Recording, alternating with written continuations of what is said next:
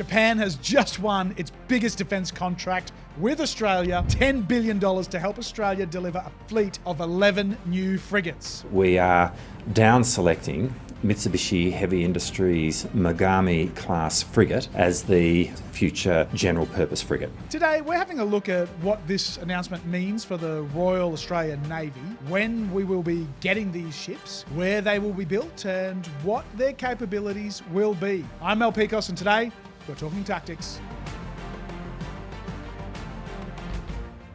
Selecting a new frigate.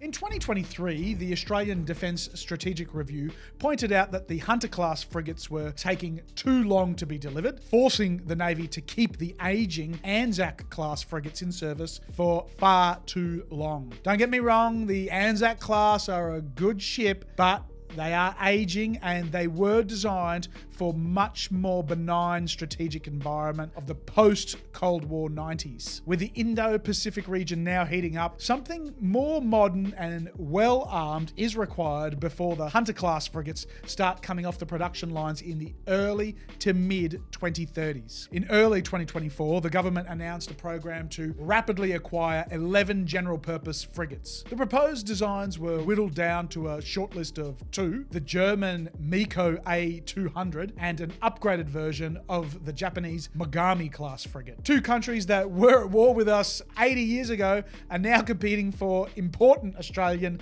defence contracts. It just shows how much things can change. The German design had the advantage of familiarity, as our Anzac-class frigates were based on an earlier Miko 200 design. These were also the cheaper option. However, the Japanese improved Mogami option also had a number of advantages. It includes 32 vertical launch system or VLS cells, twice as many as the German option and 4 times as many as on the Anzac class. The Mogami also requires a smaller crew. This is an important consideration given the difficulties in attracting and maintaining ADF personnel, notwithstanding the recent news that ADF recruitment numbers are up to a 15-year high. On the 5th of August 2025, after 18 months of consideration, the Australian government announced that the Japanese proposal had been selected. Minister for Defence Industry Pat Conroy said, "Today we are taking another step towards delivering a much larger and more lethal navy with stealth frigates that will reassure our allies and deter our adversaries. The upgraded Mogami-class frigate is the best option for our navy, boosting its capability to put to sea. It will also take our general purpose frigates from being able to fire 32 air defence missiles to 128 missiles, giving our sailors the cutting edge weapons and combat systems they need to prevail in an increasingly complex environment. In order to get these warships into service as quickly as possible, the first 3 frigates will be built in Japan, while the remaining 8 will be built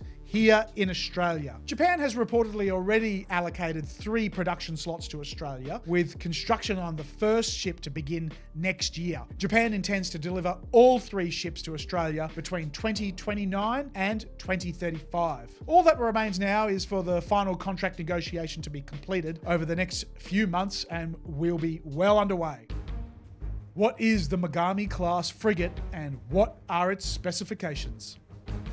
The Mogami-class frigate will be used as a Tier 2 warship. This means it will still be a major surface combatant, but not quite as capable as the Hunter-class frigates or the Hobart-class destroyers. They are intended to be used in escort roles and to provide air defense, as well as having the ability to engage other surface ships. The upgraded Mogami-class frigate has a standard displacement of 6,200 tons and a length of 142 meters. Its top speed is over 30 knots and has a range of about 10,000 nautical miles. It will be equipped with a variety of armaments, including a 5-inch gun, a CRAM surface-to-air missile launcher, and most importantly, a 32-cell vertical launch system. The frigate can also be equipped with other weapons, including torpedo tubes and anti-ship missile launchers. The frigate also carries a helicopter. The design of the ship also incorporates stealth elements intended to make the ship harder to detect and harder to hit. The ship's complement is unknown at this stage. The original Mogami only requires a crew of about 90, but the upgraded versions we'll be getting are likely to require a few more, given the ship's increased size and armaments. But even at a crew size of around 100, it'll still be significantly less than the 160 to 180 an Anzac class requires. Local manufacturing.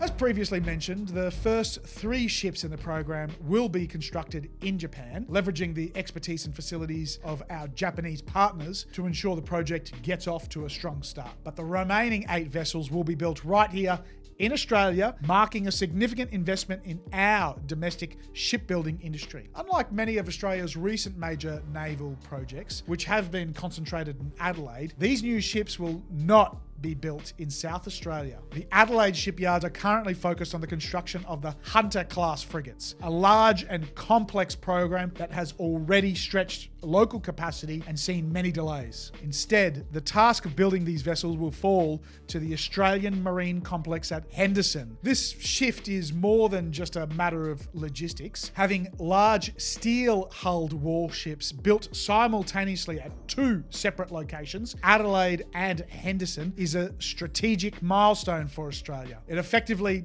doubles our naval production capacity and signals a move towards a more distributed and resilient shipbuilding industry. Importantly, it also means that vital industrial skills, specialised facilities and technical expertise are being developed outside the traditional defence manufacturing hub of South Australia. By expanding into Western Australia, Australia is not only increasing its ability to deliver complex maritime projects on time and at scale, but also fostering a broader national ecosystem of defence industry talent, innovation, and capability. So the decision is in, and we're getting the Mogamis. Hopefully the Navy will get them on time, but what do you guys think? Did the government pick the right design, or should we have gone with the German offering? And with 5 years until the first frigate enters service, are we getting these quickly enough? I'd love to hear your thoughts in the comments section down below. If you'd like to know more about the broader plans to expand the Australian Navy's surface combatant fleet, we did a video on that a few months ago, which you might be interested in.